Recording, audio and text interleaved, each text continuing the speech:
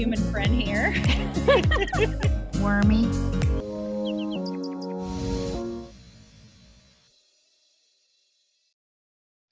Hello, everyone. This is Rachel Stravelli and the Wisdom Keepers, and today we're meeting with Karla Johnston-Krase, and we're going to be talking about all types of delightful things, navigating the unknown, connecting with our bodies, and lots of other juicy stuff. So I'm super excited. Would you like to say hello? Yeah, no, thanks, Rachel, for inviting me. This is just fun. We've already had many fun conversations, so to bring one into the world is exciting. Thank you for having me. Yeah, you're welcome. Yeah, and our hope, as we were talking before we started recording, is that as we share and talk, maybe you, the listener, will have something that'll be an aha moment or an entry point for you to realize something that you needed to hear today. And so tell us all a little bit about you, whatever you feel inclined to share about your background, or if you've had an aha moment lately or something fun. Great. I do most of my creations through discoveryourcenter.com online, and here in Durham, North Carolina, I do a lot of one-on-one sessions. I really am about helping people come home to their bodies. And that's where Discover Your Center came. And it's that name itself has evolved. And many times I've thought, is that really what my business still wants to be? And it is, but it just keeps evolving with me. I love the tools of yoga and its sister science, Ayurveda, really from the lifestyle aspect. Like, how do we tap into our own biorhythms and the just sort of creative pulses of nature and universe that created you and me? How do we tap into that? And that has really been a part of my own healing and being process over the years. And I love what I get to do. I work mostly with women and parents, and I'm a parent through birth and adoption. Many aha moments. I think a long time ago, I sort of decided, we can wait for our aha. We see people have these big moments and go, I want that. I want that sensation where everything becomes clear. And for me, it's been more of an unfolding, like a little aha here and a little aha there, and just following the things that light me up more, which was why I love all the conversations you're creating about just how do we tap into wisdom. And I kind of have my own ways of doing that and facilitating others in that. That was so beautiful. I had to write down a couple things because I was like, I like this creative pulses of nature, and also a little aha here, a little aha there. That is so fun. And it makes me think about mindfulness. Like, when we're in the moment, we don't have to have this radical like aha moment that's like, yes, I was meant to go move across the country and get a different career. It could just be a little aha that day, like, oh, I feel better if I eat breakfast or something small. Yeah, I think it can happen in both ways. Like, I've certainly experienced a lot of big changes out of just sort of awareness. And yet I think sometimes I've found myself waiting, like not choosing or waiting, thinking like, I want that big aha moment again. And you see other people having it, or people will talk about the tools or ways to facilitate that. And I think the more I've just allowed, like, oh, in every breath and every moment and every day, there can be these like openings, the ahas, the awareness, whatever your name may be for that, that helps you lean in, like the things that light you up. If we can lean into more of that, it just keeps kind of showing up along the way. Wow. I love that.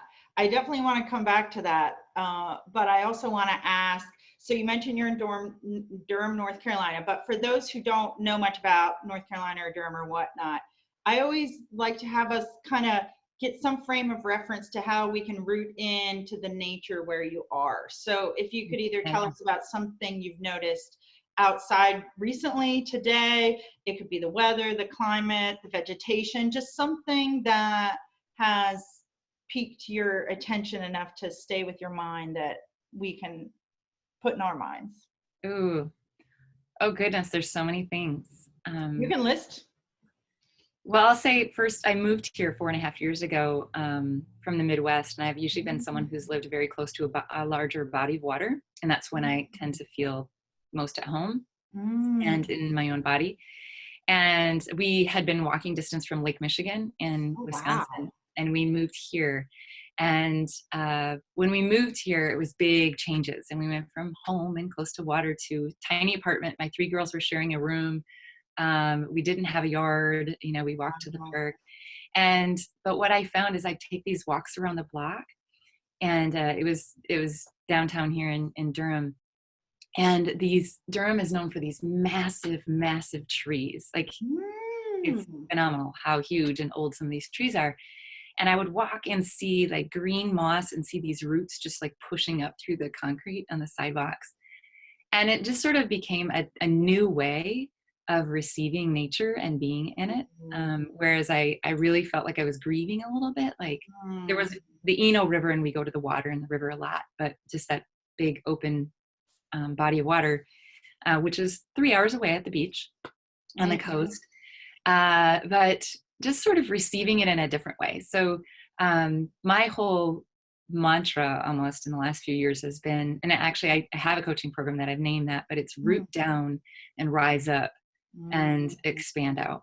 All right. And it just, I had that sense, like, as I was going for walks with my girls who were younger, walking to the park, or just even for me to get outside and breathe, just realize like, oh, there's a whole another element, like feel at a time when I felt really unrooted and Mhm. ungrounded, moving and navigating the family transitions of all that, really rooting down into really sensing the trees and Mm.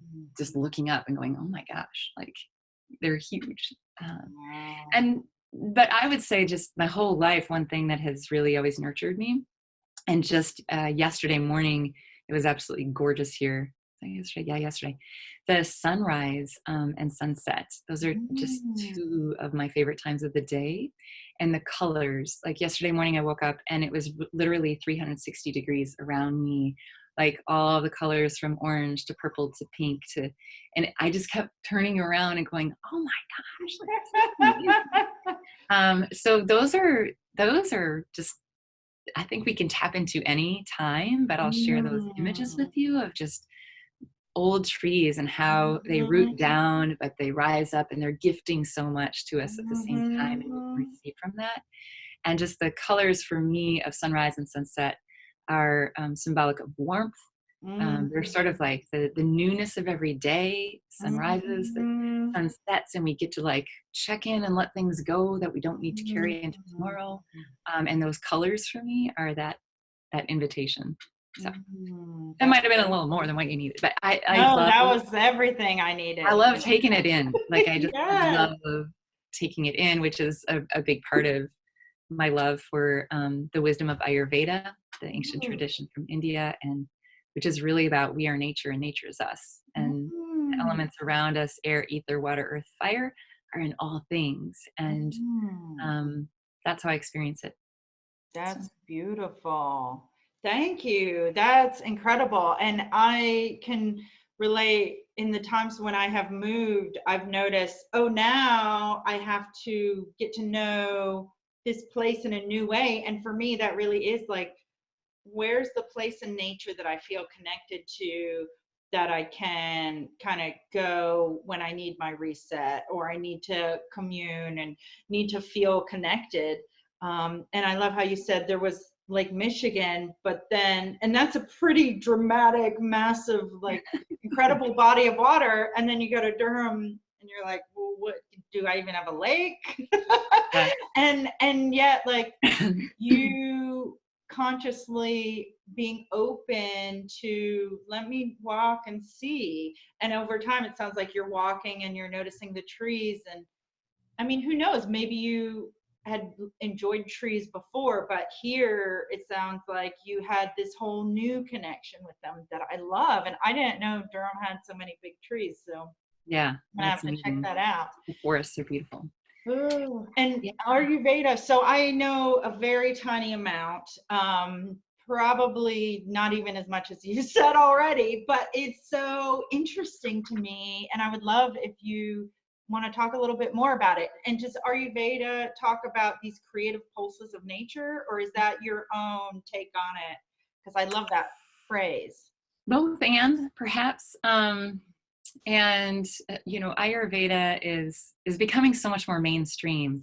When I began studying and bringing this into I co-owned a yoga studio in Wisconsin, and was starting to just bring more of the Ayurvedic wisdom as I was studying it into my yoga classes. And people were like, "What Ayurveda?" And now it's really everywhere. I mean, we're seeing it in integrative medicine. We're seeing it. I have a functional medicine practitioner here in my building, and she is a fan of Ayurveda and shares that with her patients. And I think we're seeing it more and more. It's the 5,000-year-old tradition, wisdom tradition, medicine tradition that goes with yoga. And there are practitioners out there. I'm not a Ayurvedic practitioner, but I really am as more of like a lifestyle architect. And we use the tools and the wisdom from Ayurveda, which has gifted me so much. When I began studying Ayurveda, it did not take long to just make some really tiny shifts in noticing the rhythms of the day and the rhythms of the season, and how I just wasn't in alignment with that. And alignment, sometimes I have a little rub with that word, because I feel like then we're trying to line something up and get it right. And the energetics of the work that I play with are really like, when we're trying to get things right, we're always afraid to be wrong. And otherwise we're always in the pursuit of something. So kind of letting go of the right way to do it, or the right way to live your life, and more so tap into what works for you, and noticing, because when we feel out of sync, and there was a time that I was so out of sync. This was post-adoption. We grew our family from 3 to 5 through adoption in 2010. Oh, wow. And it was a big transition. And I started my yoga teacher training shortly after our 2 girls came home. They were 1.5 and 3.5. My teacher was from India, and I began to learn so much. And she was the first teacher to introduce the tools of Ayurveda to me. And it was so helpful that then I ended up studying more. And what I noticed was, for me, there were some simple things that I really are about daily self-care, that helped me feel like I was back in rhythm. Like I had felt so out of sync. And the truth is, like, when we feel out of sync, we probably are. We might be out of alignment with the physiology of our body and the biorhythms. It can be out of sync with soul. It can be that our senses are just feeling really overwhelmed. So Ayurveda brings in all these tools for just daily living. And Ayurveda really means life knowledge, right? So it's like, how do we live our lives well? How can we use this ancient wisdom to live our modern life? It doesn't mean that we have to go off and give up everything and make everything ourselves, but really, how do we get into the rhythm of that? And I saw for my kids, especially my youngest girls who were adopted, how when I began to make some little shifts in looking at some real simple things of the cycles of the day and the moon, and how our bodies want to work with that, the emotions, like the emotional health shifted so much and so fast. Wow. So yeah, it's now we're seeing it more and more with yoga all the time, and it is a much more complex system, but there's so much wisdom in there that we can just use that is very pragmatic. It's very simple. Simple doesn't always mean easy. Right. And now we're just seeing science back most of this ancient wisdom up in its own way. We're talking about circadian rhythm, right? And in Ayurveda, we talk about dinacharya, and that's our daily rhythm. And, many medical practitioners are talking about circadian rhythm now. When we're talking about digestive health in Ayurveda, they're looking at digestive fire, and how do we digest and absorb and assimilate things in the best manner possible for vibrant health. And there's so many different ways to look at that in the Western context, or the more conventional medicine as well.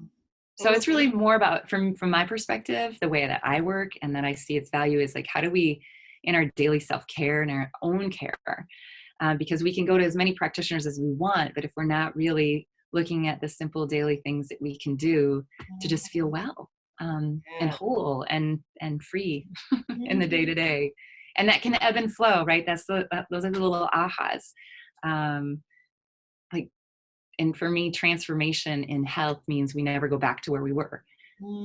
Sometimes we feel like we are being pulled back, but because it feels like maybe there's 2 steps forward and 1 back. But if we're on a spectrum of health, the habits that we create, if we know that they're serving us, they can evolve over time. And so something that we even think this is where the right and wrong comes into play, because if I think that I have to do A, B, and C every morning and in this order, and then I'm feeling really out of sync again, I usually find myself judging myself. Well, I must not be doing it right. I must not be doing enough. And actually, what if that served for that time and now things are shifting and something else is required in your daily rhythm? And a lot of times this is with movement. Like, we may think that we love running and it's really working well, and then all of a sudden our body is actually really craving more of a stillness before movement in the morning, or it's craving more yoga or tai chi or belly dancing or hula hooping, however you want to move, that we just kind of remove that. This is the same with how we nourish and what we eat. Like the diets, most diets they're not seasonal. Right. And so they may work really well for a while and we feel like this is so great. And then all of a sudden we feel like it stops working. And again, we think we're not doing it enough. We're not doing it right. There's something wrong. And it's like, actually, no, that body wisdom might be pulling you and sort of inviting you to listen to that rhythm within you, like the inner ecosystem and how it wants to align with the outer ecosystem. I love that. The seasons are changing. This is where just local seasonal is so powerful, like the power of plants. Yes. So. Yes, they are so powerful. And oh gosh, there's so many things I'm thinking about from what you're sharing. And one immediate, based on the last thing you said, was I see people who sometimes they have one eating habit or lifestyle diet, and then over time it shifts, and sometimes there is judgment about that, or they're like, oh, but I used to be this and now it's not working anymore, but I thought and I feel like there can be some confusion and self-talk and all that. And I have a very gentle approach with myself, and it sounds similar to, as you're saying, which I love, is it doesn't mean that was wrong or you were doing it wrong, but your body's in a new stage now. And by being observant, it's actually, instead of a place for judgment, it's a place for, look at how observant you are of what information is being shared with you. You can see it and accept it and say, oh, okay, well, now I'm going to tweak this. And maybe that's eating more local plants, which I think is always a exciting thing to do if you can. And I love this way of, earlier when you were talking, I was just picturing the supportiveness of a self-care and nourishment practice impacting the emotional health of us and like our own families, I feel is so important. And it's really not just changing our household, but the ripple effects go out as well. But I know, for me, like the most basic thing is, if I don't get enough sleep and I notice I'm yelling or really impatient with my children, it's not that they have changed at all. I'm the one. It's never about them. Yeah. I'm like, wait a minute, they're the same way they were yesterday. Yeah. I just can't handle it today. So then I'm like, okay, I need more sleep. That's usually my go-to, is that, I've gotten my own rhythms a little bit wacky and not getting enough of what I need. But when I can be patient with that and say, okay, let's go back to this practice, then it feels so incredible. And I love that you're helping support people in this with this ancient wisdom that 5,000 years of, people living this and working with it. Yeah. It's a beautiful tradition that still has relevancy today. Yeah, it really does. And one of the gifts of Ayurveda is that we're just all unique, right? Mm-hmm. And I mentioned before, like air, ether, water, earth, fire, the 5 elements are in all things, they're in you and me. And one of the basic principles of Ayurveda is that like increases like and opposites reduce. So one of the very fun things that I get to do, and I don't really work a lot with children anymore, but when I co-owned a yoga studio, we did a lot of kids and family, and kids get this. Like they get it fast, right? Like we start playing and like, what are the qualities? It's known as the gunas. Like what are the qualities and things? And so they, like we can look at the qualities of the seasons. And we can look at, well, what are the qualities of fall? Well, it's drier, it's cooler, the wind shifts, like all these qualities. And, in the spring, like what do we see? And, we can start to describe those things. Well, those same qualities are in everything. So like when we're feeling dry, like sometimes when we start to get sick, we might notice, or if we really are paying attention, we might notice that our skin is getting drier, we're feeling colder. Some qualities are kicking in, and we can meet that with the opposite. And we can do that in our lifestyle too. Like if we're feeling really agitated, overwhelmed, that's a lot of wind, it's a lot of air and ether movement.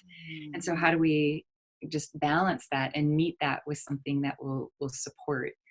We live in a very air and ether wind element of stress. And in Ayurveda, they look at that as the vata energy. And that is an area, that's a place where I'm often starting with people, because most of my clients are talking about anxiety or feeling overwhelmed, just feeling a little disconnected. A lot of times there is this, I wish I could get back to where I was. I felt like I had everything going so well for a while. But we also change. Like I just turned 50 last week, and I've been really tuning in the, hey, thank you. Another gift of Ayurveda, I think it can really change the way we age and embrace aging. I feel way better now than I did a decade ago. Yes, like whole body. But we can really receive from the shifts that are happening if we're not judging it so much. If we're not judging it as wrong, how can we listen to the body? And this is where, we're listening to the elements within us, okay, the nature that is outside and inside. Like, what are the qualities of it? Does it feel hot and fiery? Does it feel really agitated and mobile? And because when these elements, which kind of break into three forces of nature, known as the doshas, and that might be familiar because it's becoming much more mainstream. Everybody, your unique constitution, knowing your dosha, which is so beautiful. It's such an amazing tool, especially as a parent, because my kids are all constitutionally very unique from each other. So understanding the way they move in the world, what foods work for them, their life rhythms, it's very helpful. Yet I've also seen in my own experience early on in practicing Ayurveda and with clients, is then sometimes they use it almost like a weapon. Like, now I have to do it this way, or like, that must be happening because of that. And if we can just soften into that a little bit more and be more in the space of listening and play and experimentation. Like I feel like it's this dance. Okay, if we're thinking rhythms, we want to find the rhythm that works for us. Yeah. And it's hard to find the rhythm when you're really trying to make something so right. Yeah. But we can just keep listening. And that isn't always a comfortable place, because when we're experiencing stress, we can feel like we're out of control and we want to control something. So sometimes we might try to create a really rigid routine. I know that I am someone whose structure benefits me, because I have more air and ether, so I can get shiny bright light pretty easily. But if I can find a little grace and fluidity in there too, then I can, because sometimes it works against me, right? Like if then I don't feel like I'm following it, then I start to feel like what's wrong with me? Everybody else has this set up and I can't. But if I can find the structures that work with me and can kind of flow and move, both in my body and my health, but how I show up in relationships, everything feels relational, right? Like it's how do we relate to ourselves, how do we relate to our family members, the people around us, to nature, to all things, really. So, and I, like, one word that when I first, my yoga teacher was talking about Ayurveda is ojas. And ojas is like the juiciness of life. And Mm. I remember like my whole body just melted and I went like, I don't really know what that is, but I want it. And so it's been a fun, it's been a fun, just tool or word to use a lot of times with my Yeah, I clients. like that. Oh, is it OJA? OJAS. And, if we are creating a lifestyle, creating habits, choosing things that build ojas, which is like the juiciness, the vitality, and even in that word, right? Maybe it's just the way that I'm presenting it. It Yeah. feels like there's pleasure in there. Like we can actually have desire, we can actually have pleasure. Mhm. And I know that was not something that was a part of my life, my vocabulary, my growing up, or really modeled for me in any way. So it was sort of like coming home to that through some simple practices of making sure I'm hydrated, making sure I'm getting the right amount of sleep for me. Um, Mhm. Making, like looking at, there's a very simple practice of using oil. So Mm. the stress level was really high, and taking, it's called a self massage with oil, Abhyanga, and just taking that oil and rubbing it on my body Mm. helped me connect to me. And what was so fascinating as I started to learn about that and what that could do for building ojas, like the vitality back and immunity, is I had been doing that with my girls who came home. They were adopted, born in Ethiopia, every day, every morning and night from in Ethiopia. I had been rubbing oils and butters on their skin and in their hair, and I noticed what a tool for connection that was, and just it was grounding for them and for me. Yeah. And I did it with all three of my kids. Um, that I started to realize, oh, why am I not doing that for me? And Mm. I didn't know what it was. I didn't have the word. I didn't have any Ayurveda in my life when the girls came home. But when I started to learn about how just putting oil on your skin can Mm. actually be so connective Mm. and so boosting, like it's really bringing you to a place of deep listening if you're willing. When I started, let me tell you, it was just sort of like, get it done fast, because I rarely ever had a moment in the bathroom alone. But Uh-huh. that's the evolution of something that contributes to you in your habits and your self-care can deepen, right? Mhm. So I Yeah, feel like we might be pinging around a little bit here, but yeah. that's okay. There's a part of me that wants to be like, will you wait while I go grab some oil now? Yeah, Like rubbing my hands together, like, yes. Well, and I don't know all the Ayurveda words, so I'm just you gonna, don't need to. yeah. So I'm gonna kind of share some of the things that I heard that I got really intrigued and excited about, because I love how you're saying we're in this society that's very like air and wind, and I'm thinking about oils and connecting to our bodies. I'm assuming kind of shifts us into, we get grounded again, we get connected to ourselves, we move into a different It's uh, out of the head and into the body. yes. And I love that, because a lot of us, if we're not careful, it's almost like our head is this driver driving us around all day, and we might not at all tune into, oh, do I have weird posture? Am I sitting in a strange way? Is the skin dry on my feet or my hands? And I mean, those are very simple things, but also when we get connected to our body again, our brains light up in a different way, and a lot of us, if we have very sedentary lifestyles, which is kind of Western, is more sedentary than we were 5,000 years ago when Ayurveda was created. Just that simple connecting to our body, I feel like reawakens and connects us to ourselves. Yeah. And I just want to say, because I've worked I've done a lot of studies. I'm not a trauma therapist, but I've done a lot of deep dive into therapies that support trauma as an adoptive parent, Mm-hmm. and have helped facilitate a lot of post-adoptive parenting classes in the area of self-care, which is funny to me because it's always in the last chapter of every book. It's in the last unit of every workshop. It's in the last of everything. And, my own experience is that when I actually put that first, no matter, and just let go of how it has to be, like, because that's usually where we stop. Like we have a lot of myths, like, well, I don't have an hour in the morning. I don't have this. I don't have that. but we can simplify it. And that's where I think that the ancient wisdom of Ayurveda can help us really simplify our self-care into the moment to moment and the breath to breath. And it's wonderful when we can get it in more places or longer time.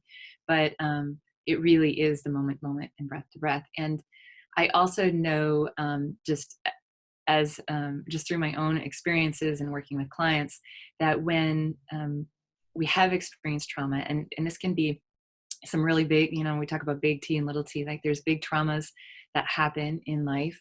And then some of the small ones, like that we may not think would take us out of our body or disrupt the nervous system, when they accumulate, and some of us just have, like, life can be stressful, right? Becoming a parent, and just keeping things going, or someone is sick, or we move, or there's a death, or there's just a huge disappointment. Like all of these things, according to Ayurveda and a lot of the energy work that I work with, is just really, we're not letting them move through. Like they're stuck. Okay. And there's so many amazing people that have gifted, like Bessel van de Kolk was one of the first people that I, as a yoga teacher and as an adoptive parent, started gravitating to. And Pierre Levine has a lot in somatic therapy in the body, and there's so much more coming out. And what I began to realize is that being present or listening to the body is not easy for everyone.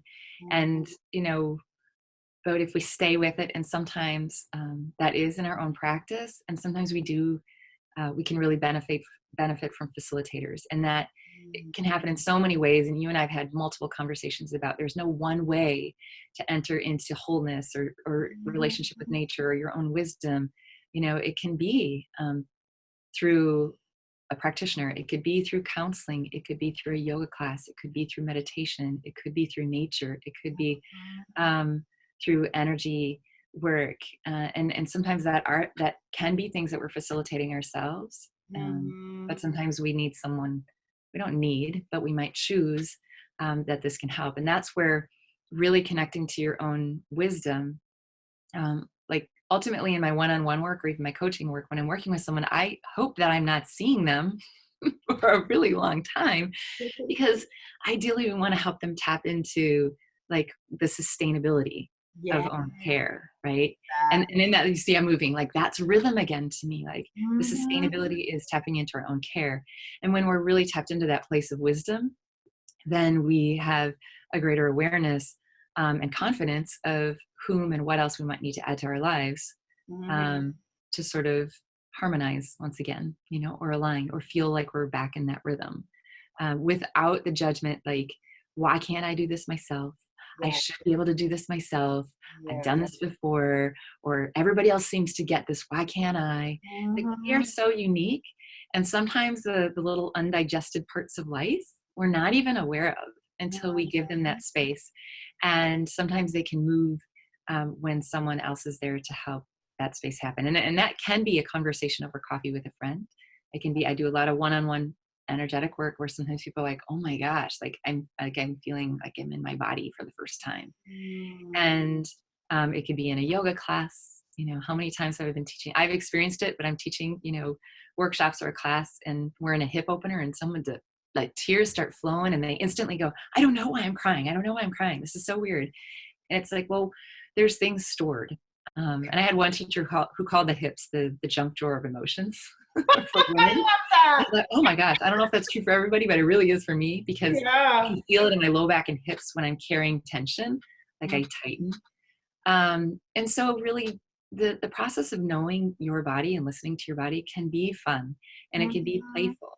And nature can be such a wonderful tool. And then you get to go out into the world and explore, who else could contribute to that. Yeah. Yes.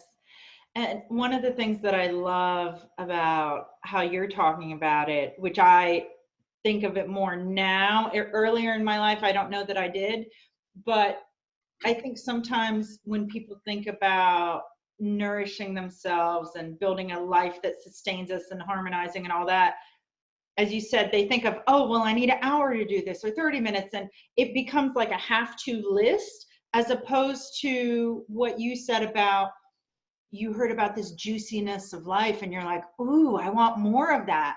And I think the energy that some of us feel when we think of a list is just like, oh, great, another thing I have to do so I can get through my life. And yet, instead, if we come at it with this open playfulness of, well, how can I make my life more juicy and more delightful? And I know one of the ways for a lot of us is, sleep might not seem juicy, but we need more sleep and rest if we're sleep deprived. It's like, start with some of the basics and then add in these other things, and some of it will actually be like legit fun, and some of it might just feel, you might feel more vitality and have more fun because you have nourished and tapped into that rhythm.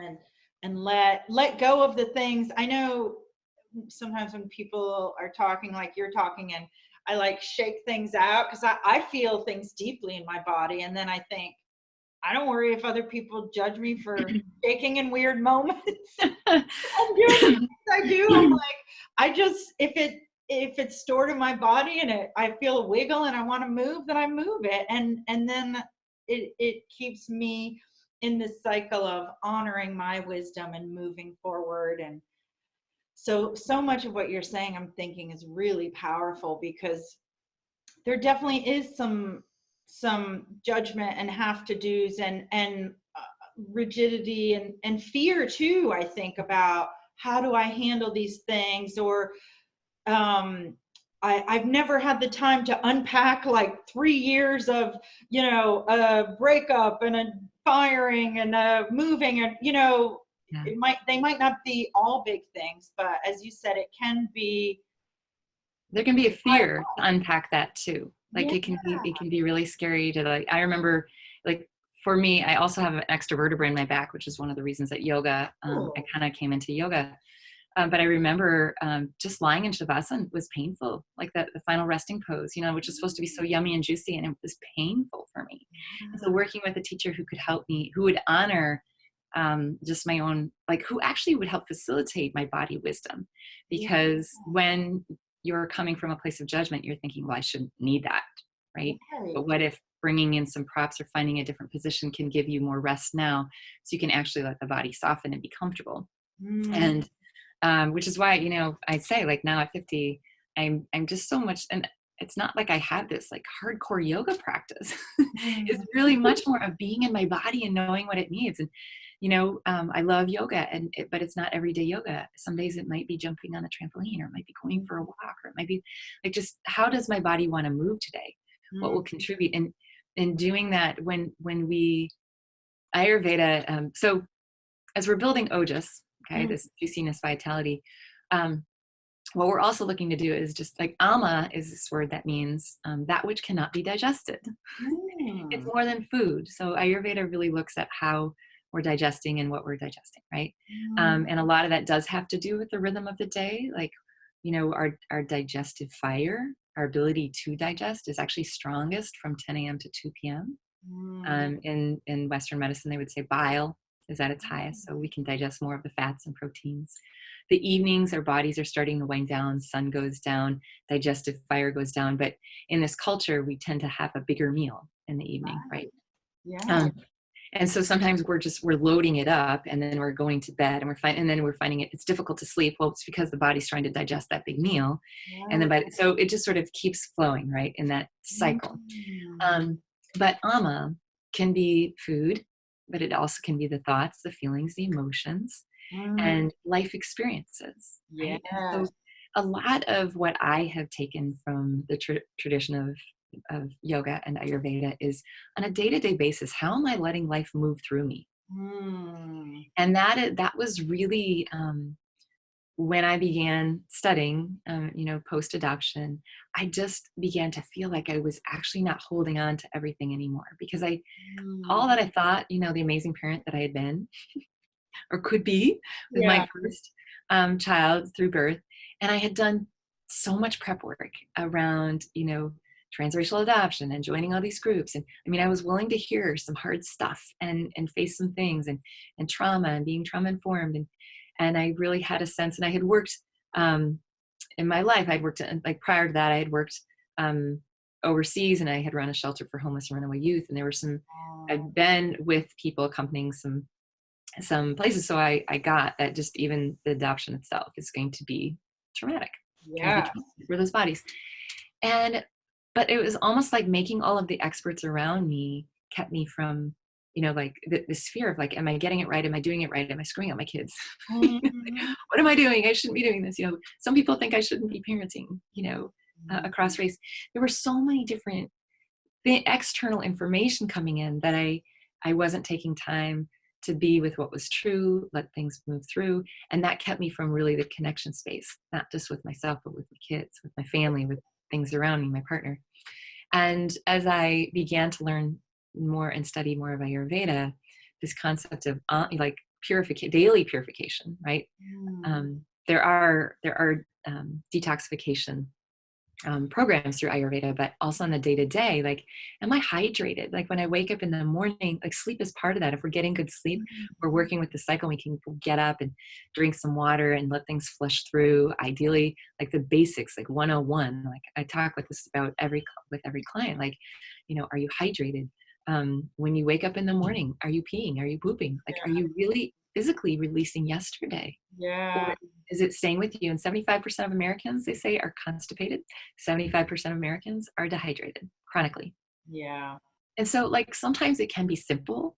Right. And sometimes we think, well, it can't be that simple. And that may not be the only thing, but can we just make it a little easier on ourselves by helping move things through in the physiology, hydrating, moving, but moving in a way that works for you and your body, and that does light you up a little bit. And it isn't always easy in the beginning, but how can you make that more fun? Like I had a client who wanted to do yoga, and she said, I need to do more yoga. I have to do more yoga.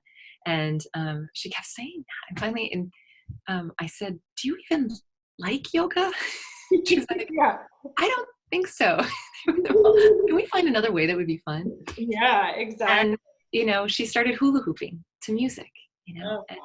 and to make it more fun, she put the hula hoop, right where she'd almost trip over it in the morning. And she found that, wow, her body really in the morning when it would move, and it was so much better. And having a little bit of time for silence. And I'm talking like, we don't need an hour for everything of this.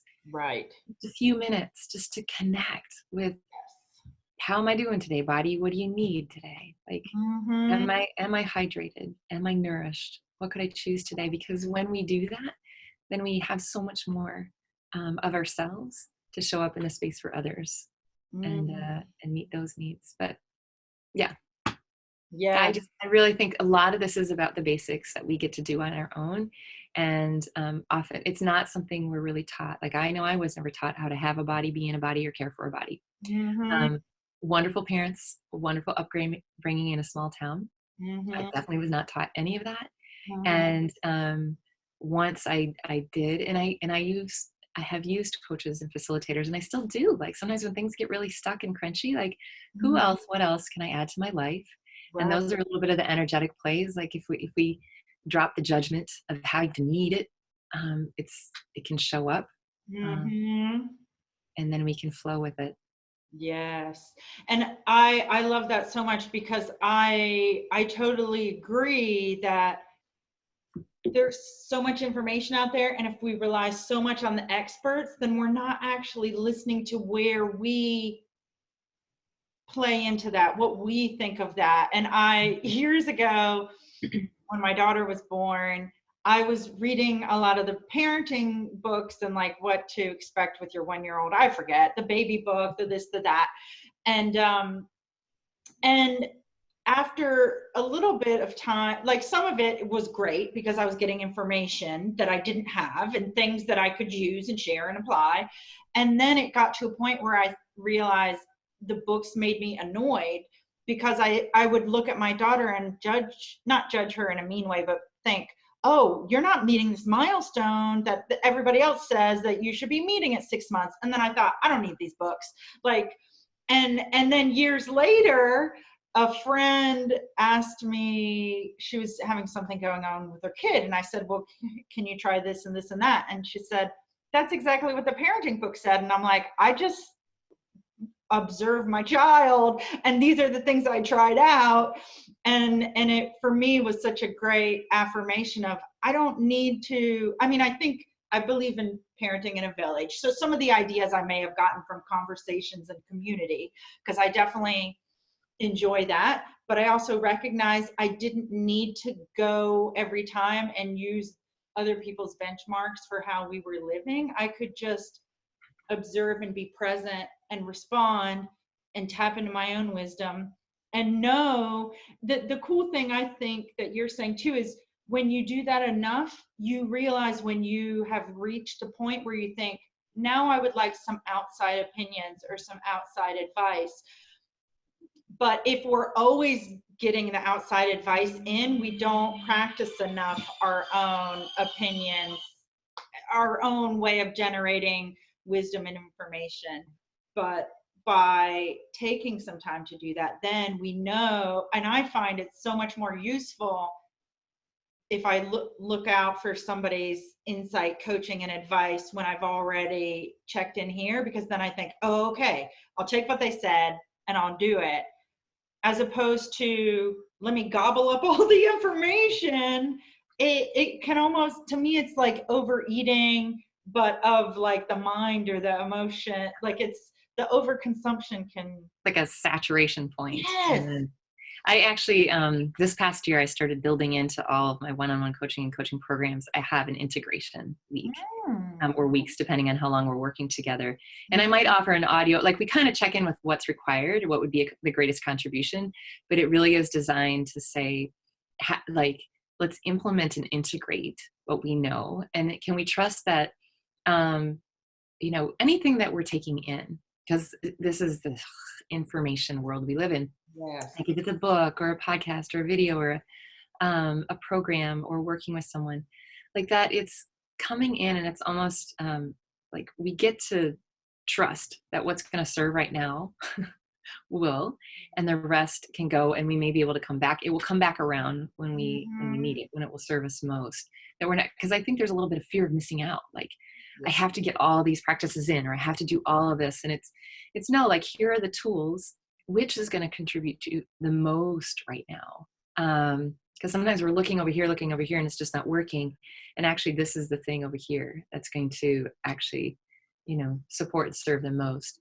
There's a lot of energetic tools that I've evolved over the years, kind of through yoga and Ayurveda, and then a body of work called Access Consciousness. And it's just really that questions can really empower. And I learned this in my own, like when I started using Ayurveda, how do we make it our own? And it's going to be questions, not just taking the information and putting it in, right? Like those questions will always empower you to know what you know. And they're not the why can't I questions, because those have judgment. But it really is, you know, being in the space of curiosity, like, wow, what is this? Oh yeah, I have this. Wow, what is it? I'm really sensing this today. Like, body, what do you need? You know, maybe it is a hand. How would you like to move today? What food would you like to nourish? Like, what are the qualities of what I'm feeling right now? My kids are really great at that. They have a bellyache, and I ask them, well, what is it like? And they might say, like, spicy, you know, you know, like hot, you know, or they'll have the qualities of that.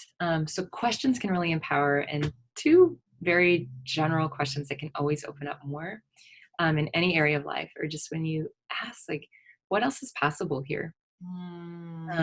Maybe that I haven't yet acknowledged. And then don't sit there and try to figure it out, but go out in the world and see what lights, like, trust that something will come in, or you will know, and that will feel light, because the heaviness is usually not the truth, you know, or it's something that we're trying to get or trying to make white, but like pulling in more of what's light. Another question I love to use is just, how does it get any better than this? And using that in all situations, because we often decide, like, oh, can't get any better than this, right? We put a max on what that is. Right. Or something happens, we're like, oh, now my day is just going to be, you know, and we sort of project and conclude. So when those things happen, you know, we can be in a space of possibility, like, wow, what else is possible here? Or how does it get any better than this? Or just even like, this is interesting. Mhm. What could I choose right now? If I'm being me and not trying to make everybody else's thing fit in my life. Yes. So I still have the card in my dresser, but periodically I'll put out little cards that have lines that I'm working with that I make on index cards. And I have used How Does It Get Better from this. So maybe might be yeah, time to pull that one out again because it is a fun way of shifting into the possibility. And I also love because how often are we going around, unless we're training ourselves to have that attitude, who's ever like, is it going to get better? No, normally people are like, well, like you said, it's only yeah, 4 words from here. And I personally am thinking, well, I don't want to already be planning and looking for how it's going to get worse. I want to be planning and looking for how it's going to get better because our brains are going to filter out and let in what we see based on this question that we're going around with. And so yes, I love that's a really yeah. good way to start. And what I found is like, I mean, these are questions I play with all the time. And when I'm feeling like I'm not even wanting to use those questions, or like I can feel the energy under it is like not going to change. Yeah. That's when that's kind of when I'm pulling in a little bit more of those qualities of I am nature and nature is me. Like, okay, so what does this feel like? What are the qualities of it? And then I might look to, would moving help me more today? Or do I need to, like, would sitting still benefit me right now? Is something warm going to feel delightful to my body, or something cool and refreshing? Is it connective, or actually have I been too out there? Do I need more connection here? Yeah. Um, because I often, when all that, when I'm not letting life be digested, it's hard to be in the space of possibility. So it's like we can work at it from any angle. Yeah. Like, this is where some people might come into just transformation or evolution or consciousness or just being human from, spirituality, or from, a physical form of exercise, from, a different way of eating. Like, there's all these, it can be relational, all these different ways, and there's no one right way, but it usually will open up space to then be able to, if you're in that question of what else is possible now, now I can. Now Mm-hmm. I now I'm able to see this piece that I couldn't see before. Now I'm able to feel that I didn't feel before. Now I'm able, like, we just start to be in that space of connection. Is it really right? Mm-hmm. I love that. And I love connection to ourselves, connection to our wisdom, and how these still or silent moments of reflection can really tune us into our own lives. And to go back to what we were saying before, having that helps us keep out of a place of like, oh, I've been doing too much, bad Rachel, like I'm not going to go there. But instead I'm saying, oh, I've been doing too much, okay, so now I'm going to pull back and do a little bit less because that's what I need, so then I can see the Yeah. possibilities, see the juiciness of life, and instead of burning myself out with that direction Yeah. wasn't working. And sometimes too, like, I like to find the balance of, do we need to delete something and pull Mm-hmm. back, or do we need to add something? Like, is there someone else that could do this for me? Right. It Yeah. took me forever to actually hire someone to help clean my home. Oh, yeah. And my we had moved. I got 3 kids. They're in 3 different schools in 3 different parts Oh, of town. I have my business, and this was after my husband's diagnosis of stage 4 cancer, mm-hmm. which he's been living with for almost 2.5 years now. My mother lives at a distance, but is navigating life with Alzheimer's. Mm-hmm. And, things just started to feel heavy and contracted. And so I'm looking for ways, what do I have to let go of? What do I have to let go of? And actually, it turned out to be like, actually, if I added someone to my life, and it was sort of the space of what else is possible here? Okay, what, I asked some people for the recommendations. That week, I go in to, I was in a different healing space that I rented. And the receptionist there, I was like, hey, how you doing, Jen? We're chatting. And she said, well, I actually am starting something new.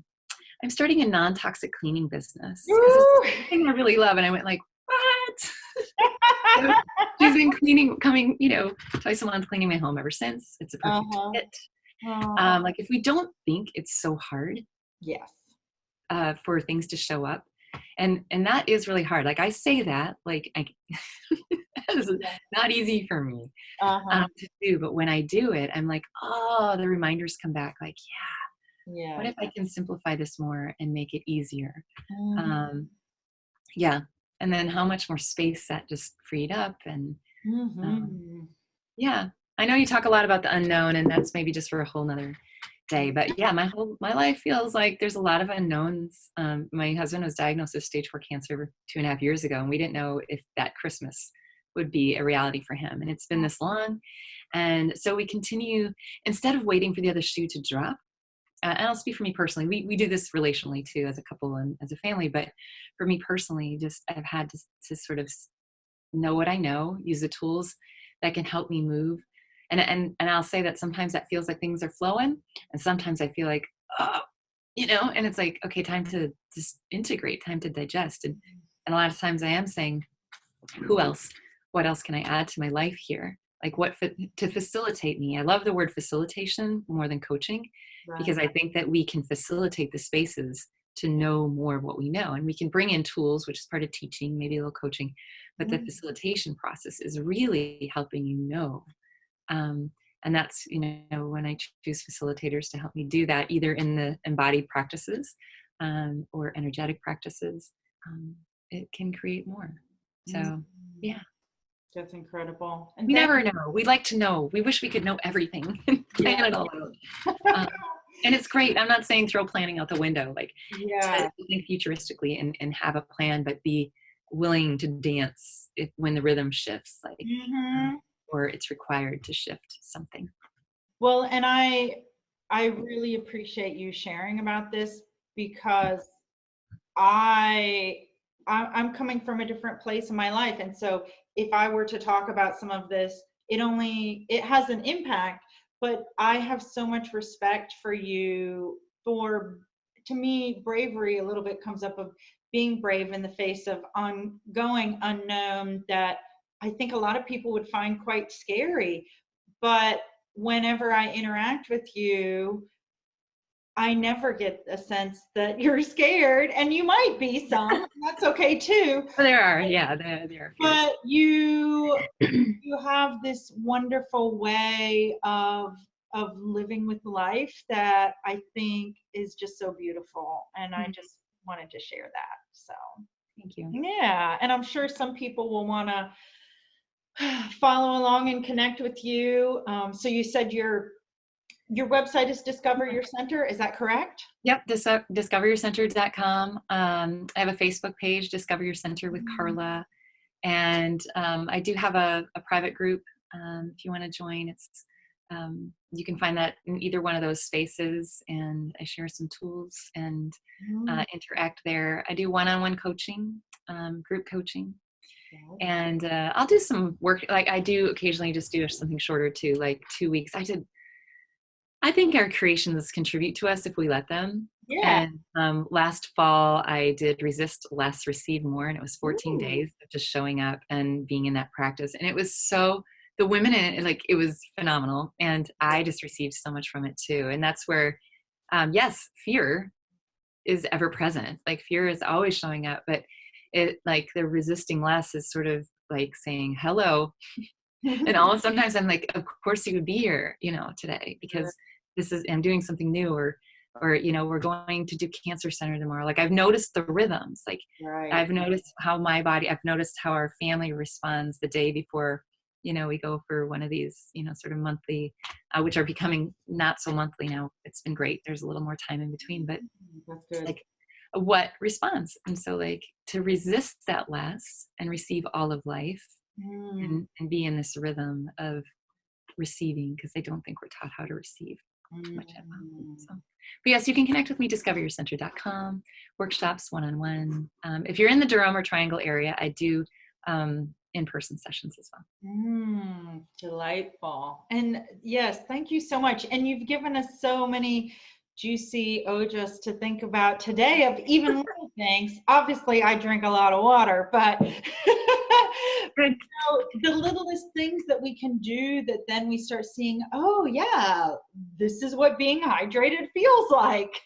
It's so delightful. So I'm really find so much value in you reminding us of the simple things and also sharing about your personal life so that others who may be going through something similar or who can connect to that can be inspired by you. So thank you. Oh, thank you. Well, I consider my work more of accompaniment than anything. I don't know, I guess titles are interesting. You and I've had that conversation, but a lot of people call me, teacher, instructor, coach. But I do see it more of an accompaniment and facilitation process. So. Well, I can accompany you, get in touch. Yes. In any number of ways. All right. Well, thanks everyone for joining in. We're going to be logging off. Bye-bye. Bye.